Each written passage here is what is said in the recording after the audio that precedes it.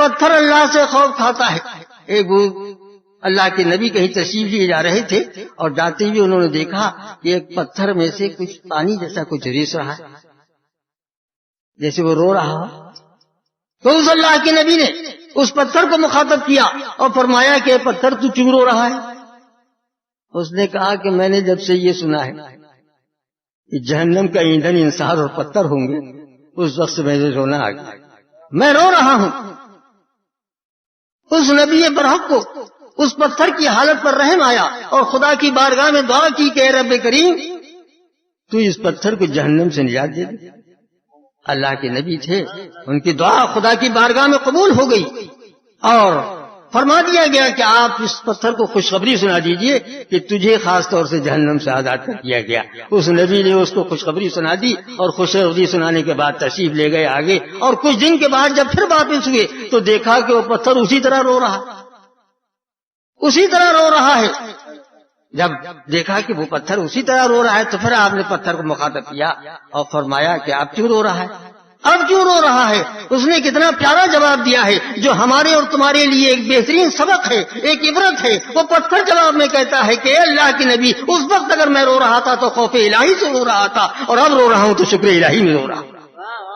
آج کا مسلمان نہ خوف الہی سے روتا ہے اور نہ شکر الہی میں اسے رونا آتا ہے۔ خدا را رونا سیکھ جاؤ، اس لیے کہ رونا جو ہے بہت بڑی نعمت ہے۔ سچے دل سے توبہ کرو اور اپنی آنکھوں سے باہر آنسو بہاؤ تو وہ چند قطرے جو گریں گے آنسو کے ندامت کے، وہ اتنے عظیم ہیں کہ اللہ کے نزدیک ان قطروں سے زیادہ کوئی قطرہ پیارا نہیں ہے، ان قطروں سے زیادہ پیارا کوئی قطرہ نہیں ہے۔ اور میاں یہ دنیا کا پانی اگر کھیتیوں کو سیراب کرتا ہے تو مسلمان بندے مومن کی آنکھوں سے نکلا ہوا پانی جو ہے وہ دل کی کھیتی کو سیراب کرتا ہے۔ خدا کی قسم اگر سچے دل سے سنو صاحب تم رو اور تمہاری آنکھوں سے آنسو ٹپک جائیں ندامت کے تو تمہارے دل کی کھیتیاں جو ہیں سرسبز و شاداب ہو جائیں گی۔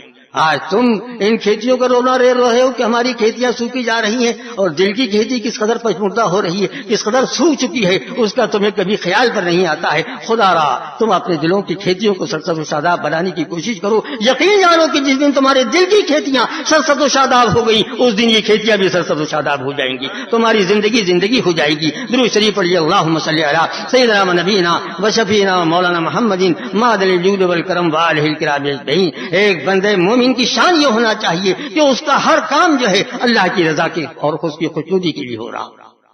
ان صلاتی و نسکی و محیای و مماتی للہ رب العالمین، بے شک میری نماز، میری قربانیاں، میری زندگی اور موت سب اللہ کے لیے، سب اللہ کے لیے۔ حدیث پاک میں فرمایا گیا کہ الحب للہ والبغض فی اللہ، مسلمان اگر کسی سے دوستی بھی کرتا ہے تو اللہ کے لیے کرتا ہے، اور بغض و عداوت بھی کرتا ہے تو اللہ کے لیے کرتا ہے۔ ایک مسلمان کی شان تو یہ ہونا چاہیے۔ ایک حدیث میں حضور نے ارشاد فرمایا کہ من حب للہ وعاط للہ، من حب للہ وعبد للہ وعاط للہ ومنع للہ فقد استقبل الایمان۔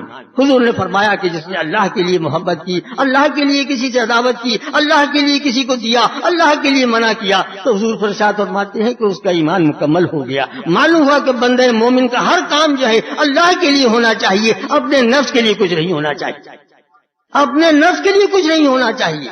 اور جب یہ کیفیت پیدا ہو جاتی ہے، یہ کیفیت پیدا ہو جاتی ہے کہ اس کی اپنی مرضیات کو، اپنی رضا کو اللہ تبارک و تعالیٰ کی مرضی میں آدمی محو کر دیتا ہے تو پھر وہی زندگی جو ہے اطمینان اور سکون کی زندگی ہوتی ہے۔